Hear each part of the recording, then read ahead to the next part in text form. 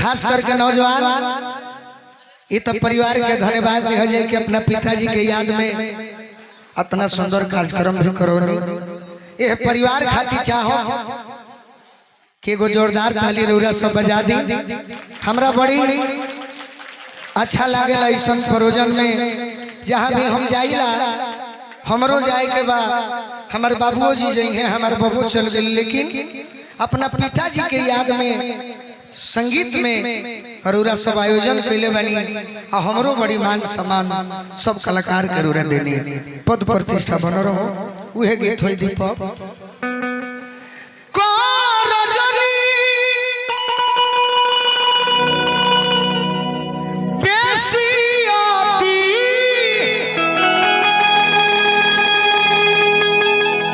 सब करबाए के गति ढेर कूदामती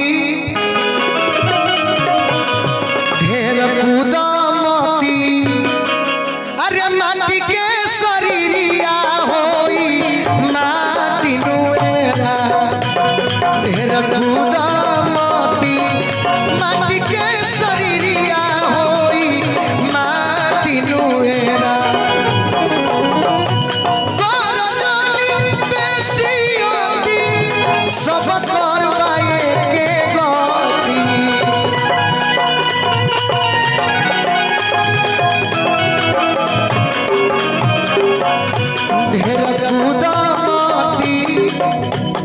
ढेर कूदामती माटी के शरीरिया होई माटी नुएरा ढेर कूदामती माटी के शरीरिया होई माटी नुएरा।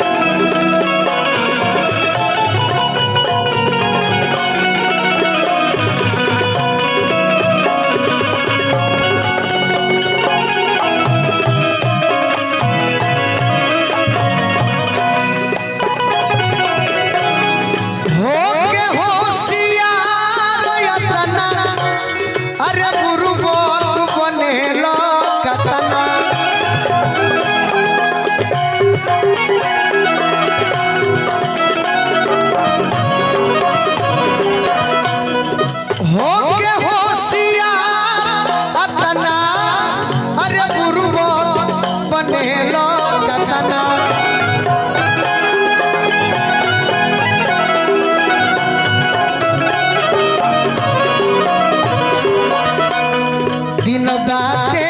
जतना अरे दिन बाटे जतना अरे हंसी खुशी से लतुका दिनुएरा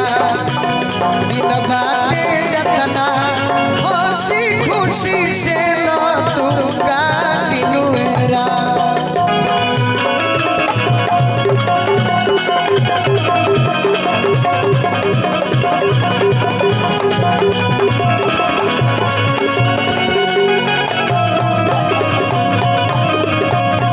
ये बाबा स्वर्गीय हीरा बाबू के सुपुत्री हमार बहन शीला देवी के तरफ से हमरा खातिर आशीर्वाद आइल बा बार बार प्रणाम करब आशीर्वाद के प्रतीक्षा बा।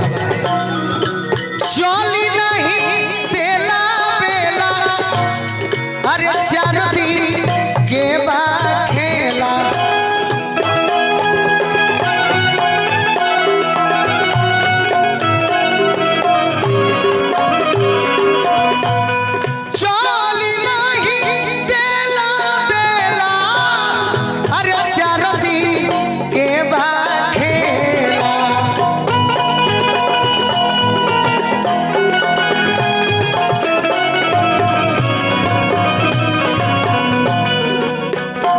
लगल बारेला आवे जाए वाला लगल बारेला अरे मोहब्बत से केहू नहीं आती नुएरा लगल बारेला मोहब्बत से केहू नहीं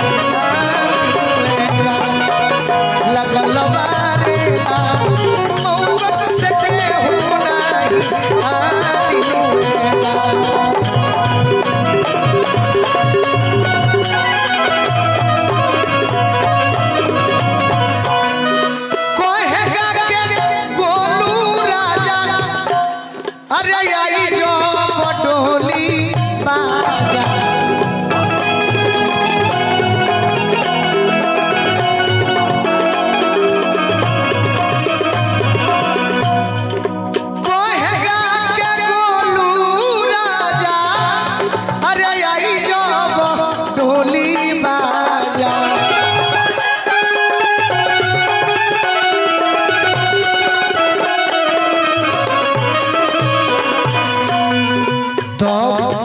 तब मिली है साजा,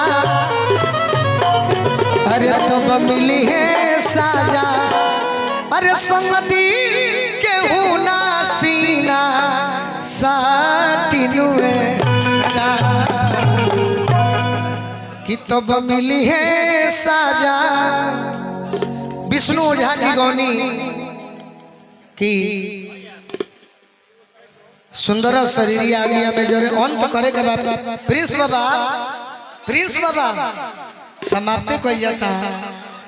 तो एक गीत से समाप्त करी जाए।